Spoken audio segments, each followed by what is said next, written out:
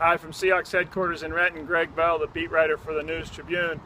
The first day of training camp on Saturday went pretty much as expected for the Seahawks. You can call off the civic unrest and worry and fretting. Yes, Michael Bennett was in camp. We all thought he would be, he vowed he would be, and he was a full participant in practice today, despite his ongoing unhappiness with his 4-year, $28.5 million contract he signed before the 2014 season. Bennett still wants more money, but he said he also wants to be a Seahawk for, quote, the rest of his life. Coach Pete Carroll said the same thing. He said the Seahawks are working toward making Bennett a Seahawk for as long as he's playing football, but all signs are the Seahawks haven't changed their previous stated stance of not renegotiating contracts that have more than 1 year remaining on them. Bennett's, of course, has 2 years remaining on his deal. The other expected move today that indeed occurred was Jimmy Graham, the tight end, and running back Thomas Rawls both going on the physically unable to perform list. They're not practicing and won't be able to until they come off that list. Both, of course, coming off major injuries last season.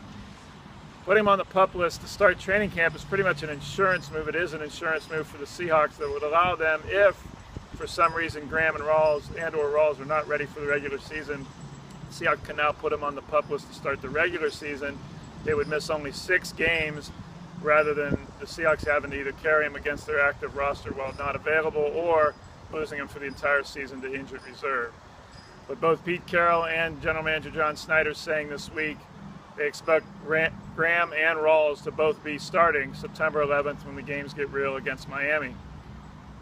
The other off-the-field procedural move the Seahawks made was placing free agent defensive tackle Silver Saliga that they acquired from New England in the offseason on the non-football injury list. Coach Pete Carroll said Saliga had a calf injury that he brought with him when he reported to camp on Friday.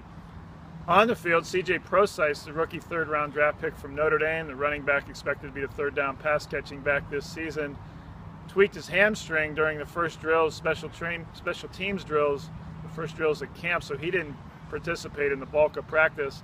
So that left the running back situation without Rawls, without Prosise, as Christine Michael, the lead runner, and behind him, Alex Collins, the rookie 5th-round pick from Arkansas, alternated with Zach Brooks, the 7th-round pick, rookie from Clemson.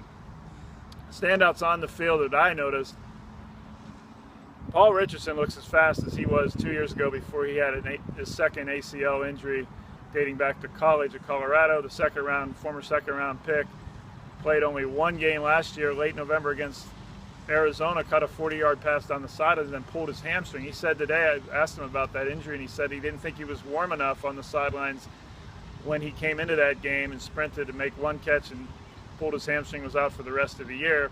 He said he was running before the end of last season, but he was already on the injured reserve list and the season was lost. He said he's as fast as he ever has been, and he's been clocked under 4.3 in a 40-yard dash before. He could be a second deep threat along with Tyler Lockett if he continues to look as good as he did today in the very first practice.